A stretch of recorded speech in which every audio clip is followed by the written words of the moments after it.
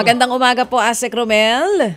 Yes, Manong Ted, DJ Chacha, good morning. Oo, good morning po. Thank you for being with us. Alam po naming busy kayo ngayong Biyernes. Tungkol po dito no sa pagsusumite ng courtesy resignation ng mga ASEC at USEC ng DSWD. Nai-submit na po ba nila ito o isasubmit pa lamang? Well, when it comes po dun sa issue po na yan, well, we leave it to the secretary to comment on the issue. But then, for the purpose of transparency, yes po, September 13 po when we were asked, all of us, to tender po yung aming courtesy resignation. At lahat po kami sumunod on that very day.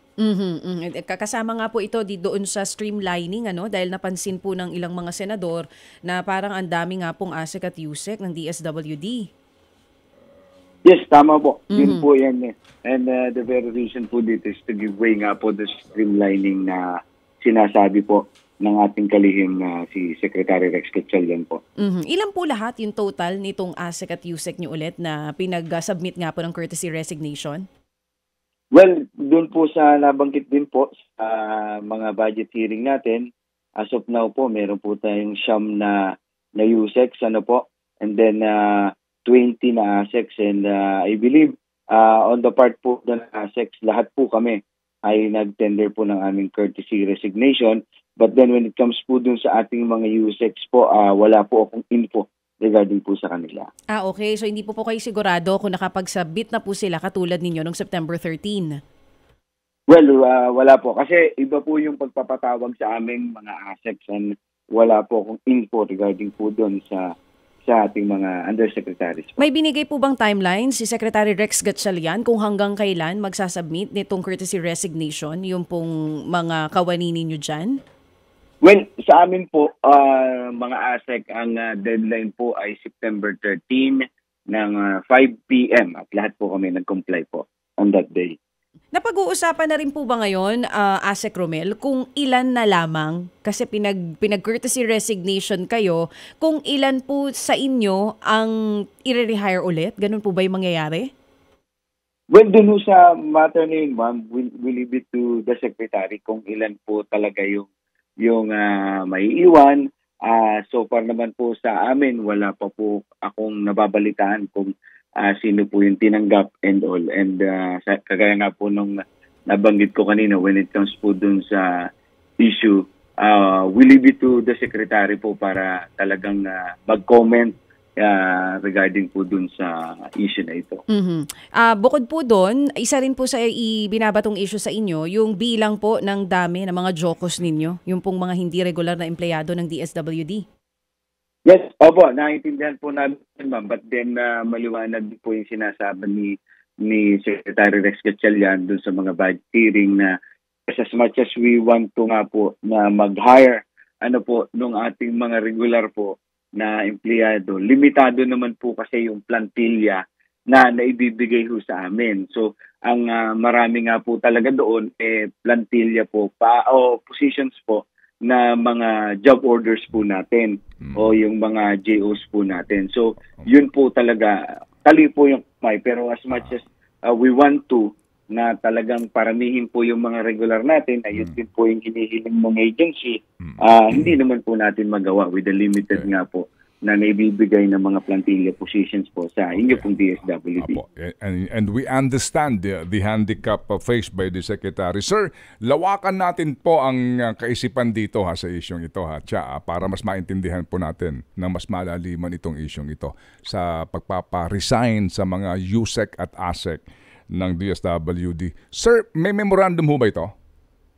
Well, yung sa amin po ay personal po kami pinatawag ng ating pong kalihim, September 13, at kami po mga ASEC, magkakaharap po kami doon, and then piniliwanag po niya at nabanggit din niya, it's about the streamlining and all.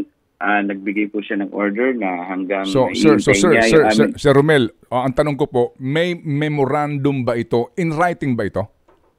Well, wala po. Verbal po. Okay, sige. Verbal. Alright, verbal. Yung sa mga USEC, separate meeting yon. Well, I believe separate meeting po yun. Sige po. So yung mga Pero inyo rin po nabalitaan na sa mga USEC ganun din. Nag-meeting din sila? Wala pa? Well, I believe meron din po. Manong Okay, Ted. sige. So, nag-meeting din sila pero wala din itong official order memorandum. I believe din po. Ganun din Okay, po sige. yung Ayan. nangyari. Ito, ilatag natin to ng tama, Chacha, para maintindihan ninyo, ha? Alright. Kasi po, hindi mo maaari itong as in written memorandum kasi may mga legal impediments ito. Di ba, Asek, paliwanag natin. Una, sino po ang pumirma sa appointment nyo, sir? Well, on my appointment po, it is the President po, Manong Ted. Okay, so Presidente. Alright. Kasi nga ito pong mga gantong level, presidential appointee ito. So, serving at the pleasure of the President. Okay.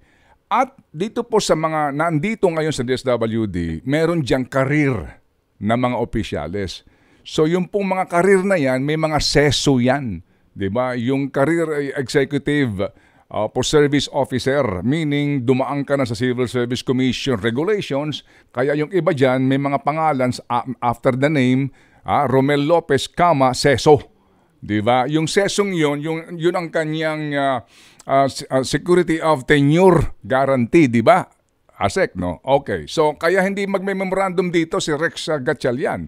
Kasi nga baka siya mademanda rito. So ang tanong natin, diyan ba sa ngayon, ilan ang seso sa undersecretary at saka sa ASEC?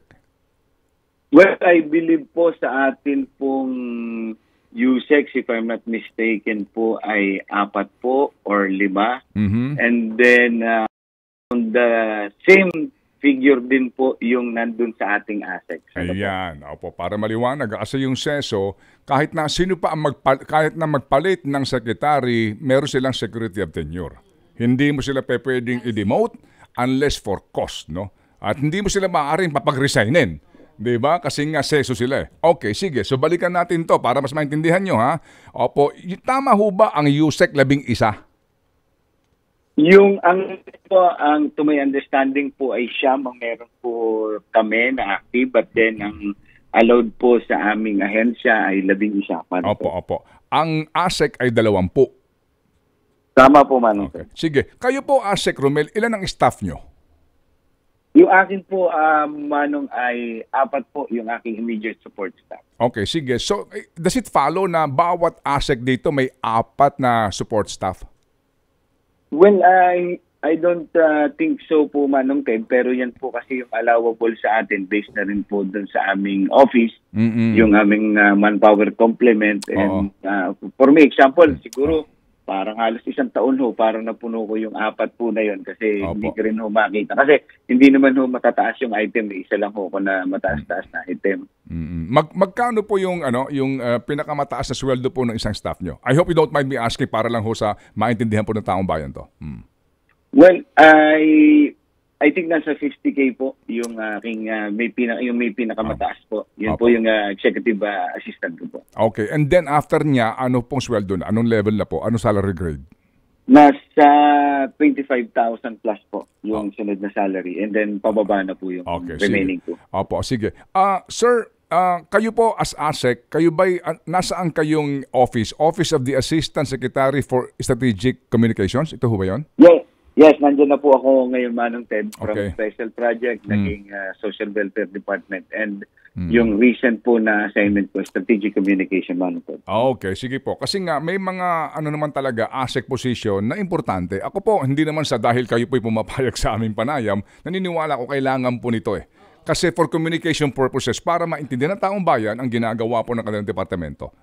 Ano ito? Basic at talaga pong kinakailangan. Alright. Ngayon, mahaba ito. So sir, dito po ngayon kasi ang dito, ang pula dito, bawat isa, kung tiga-4 yan, and then yung USEC din, pag bumabiyahe kayo, kasama din po yung iba dyan, na mga staff, talaga ho naman palaki ng palaki ang gastos. Tama naman po si Sec Rex dito, streamlining, para din po makapagtipid ng gobyerno at mailatag at hindi magdoble-doble ang trabaho. Sige. So, paano kayo nagtapos dito? Ano ang sinasabi sa inyo ni ASEC dito? Magsasubmit kayo and who will decide who will be retained or not? Well, it's up to the secretary and it's up to the appointing authority po sa palasyo po kung sino po yung tatanggapin yung aming courtesy resignation. But then, tama nga po yung nabinggit nyo, iba lang po yung sitwasyon doon sa ating mga CESA officers po. Ayan, opo. O sige. So, meantime po, dito po ngayon sa mga pinagsasubmit, lahat kayo nag-submit na? Yes po, Manong Ted. May deadline po kami na binigay sa amin, September 13, 5 p.m. And I believe lahat po kami nakapag-comply. Ako po personally ay sumunod din at nagpasa na rin po ng aking courtesy resignation on that very day. Okay. Ano effect nito sa'yo, psychologically? Well, sa akin personally, when I accepted po yung post binigay po sa atin, alam naman po natin na ako personally, hindi po ko CESA holder. So alam ko rin po na ako'y political appointed anytime I can go. Nung tinanggap po natin na ating pwesto, tayo nagpapasalamat to be given a chance to serve the Filipino people dahil ako po ay produkto po ng State University. Sabi ko nga, ay pagbabalik ito sa ating gobyerno, sa Estado. Kung hanggang saan po, hanggang kailan ako mananatili to serve, pagpapasalamat na lamang po natin yun. And tayo po, we should remain professional and continue to do our task regardless kung ano man po yung issue. And yun din po yung tinuro sa ating profesyon. Kung may personal man tayong problema, iniiwanan natin yun at to continue to perform and the show must go on. Sabi po nga natin. Sige. So bawat doon sa staff ninyong lahat ng mga ASEC, co-termino sa inyo? Well, tama po. Paterminus po. Kasi hindi naman po ako nagdagdag ng staff when I was allowed to have 4 immediate support staff.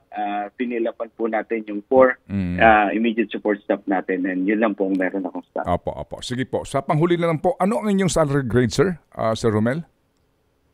Ay, hindi ko po matanda kung 28 po or 29 Manong Ted. Salary grade. And that is how much thousand per month? Well, 140 yata po, Manong Ted. Mga ganon. Mga ganon po. Opo, 140,000 a month and then plus allowance po naman yan, di ba? Kasi may mga biyahe kayo, may mga ganon pong pwede kayong makuha, di po ba? No? Yes po, Manong Ted. Okay. Yes, sir. Okay, sige. So, Sir Romel, salamat na marami dito po sa ating panayam nito para mas maintindihan po ng taong bayan. Ito pong sinasabi nga na balak gawin po ng kalihim ng DSWD na streamlining po para po sa kagawaran. Salamat, Sec Romel, and we wish you good luck. At sana nga po ay magkaroon ng linaw ito pong sinasabing ito na reappointment ng mga karapat-dapat at totoong pag-streamline. Hindi yung nag-cleansing ka lang na hindi mo tao at tao mo ipapalit mo. Opo. Salamat, Asek. Yes, salamat po, Manong Ted, at salamat po sa ating mga kababayan. Magandang umaga po. Opo, thank you. Yan ang ating panayam. So, mas naintindihan po ninyo. Yes. Opo. Ted Filon at DJ Chacha. Ngayon, nasa Radyo 5, 92.3 News FM. Monday to Friday, 6 to 10 a.m.